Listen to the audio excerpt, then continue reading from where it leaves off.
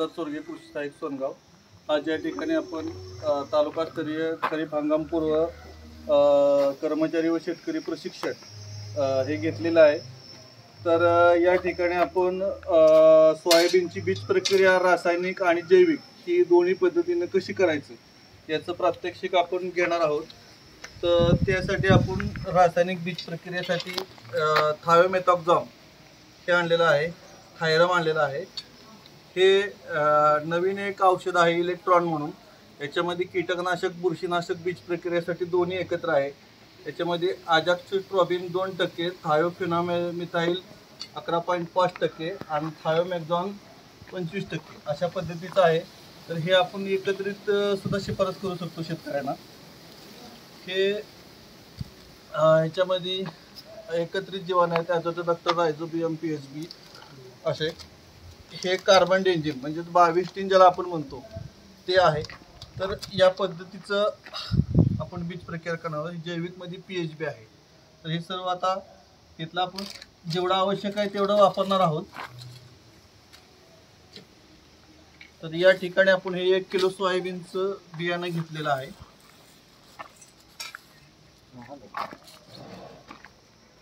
शेतकऱ्यांनी काय करायचं आहे, शेतकऱ्याला हँड ग्लोव्ज उपलब्ध नसतात। तर अशा प्रकारे साखरेच्या किंवा मोकळ्या पिशव्या शेतकऱ्याकडे उपलब्ध असतील तर शेतकऱ्याने त्या पिशवीचा वापर हँड ग्लोव्ज म्हणून करावा।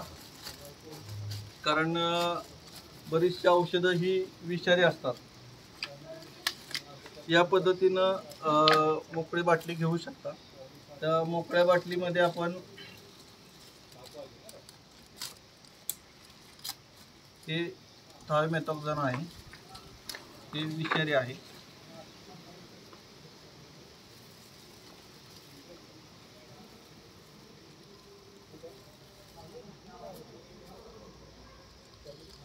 घेऊ शकतो आपण। याच्यामध्ये आपण पाणी टाकायचं आहे।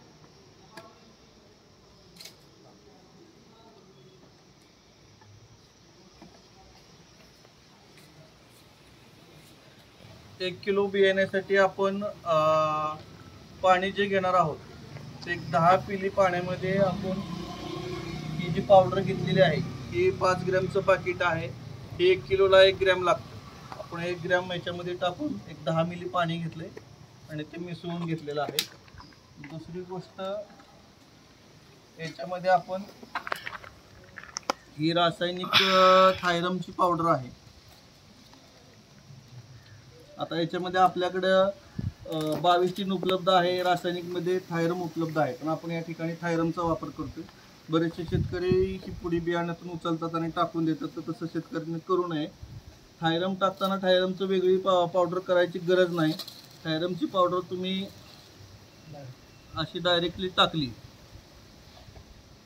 बियाण्यावर आणि नॉर्मली पाणी जरी शिंपडलं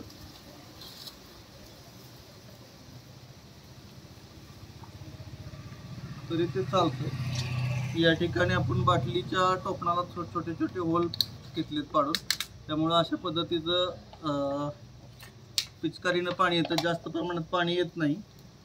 तर त्या बाजूला असं हळूहळू हळूवारपणे खालीवर करायचं। बियाण्याचं टलपर निघालं नाही पाहिजे। एकसारखं बियाण्याला लागलेलं आपल्याला दिसते, कॅमेऱ्यात दाखवा। अशा पद्धतीनं एकसारखं बियाण्याला थायरमचं कोटिंग झालं पाहिजे। हळूवारपणे घ्यायचं। यानंतर बियाणं हे थोडा वेळ सावलीमध्ये सुकून द्यायचं। रासायनिक ट्रीटमेंट जी आहे ती तुम्ही पेरणीपूर्वी कधीही करू शकता, आदल्या दिवशी करू शकता, 4 दिवस अगोदर करू शकता, त्याला काय अडचण नाही। बियाणं अशा पद्धतीने सावलीत सुकत ठेवायचं।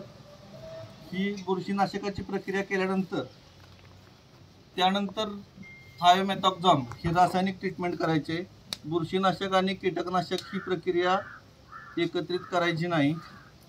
अगोदर बियाण्याला बुरशीनाशकाची ट्रीटमेंट करायची, त्यानंतर रासायनिक कीटकनाशकाची करायची। बऱ्याच वेळेला शेतकरी मार्केटमधून गावचे आणतात, परंतु गावचीची विद्यापीठाची शिफारस नाही। थायोमेथॉक्झाम हे सोयाबीनच्या खोड किडीवर, खोड माशीवर उपयुक्त आहे। आणि त्याच्यामुळं खोड माशी खोडकीड कंट्रोलमध्ये येते. तर या ठिकाणी बियाण्याला आपण थायोमेथाक्झोन लावलेला आहे. तर या ठिकाणी जैविक जे औषध आहे ते जैविक औषध आपण आता हे नॉर्मल पाणी आहे, याच्यामध्ये आपण गुळाचा खडा टाकून विरघळून घेतलंय. तर याच्यामध्ये आपण ही जैविक पावडर टाकणार आहोत.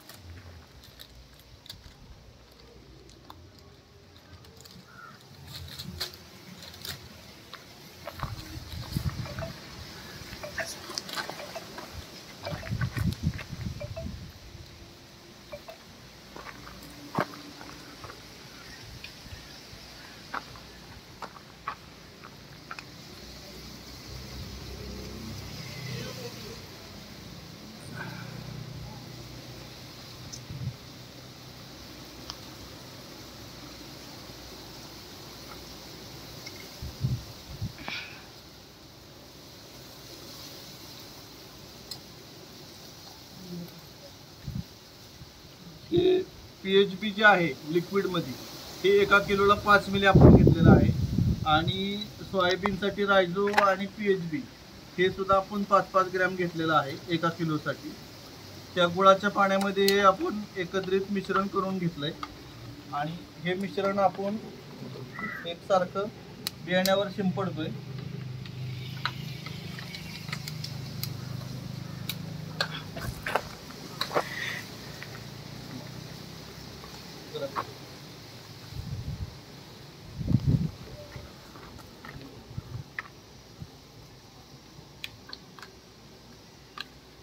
या पद्धतीनं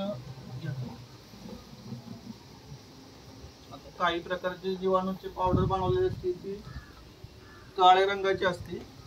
इथे काळ्या रंगाची नसल्यामुळे बियाणं आपल्याला काळं दिसणार नाही, परंतु याला जीवाणूचं कोटिंग झालेलं आहे.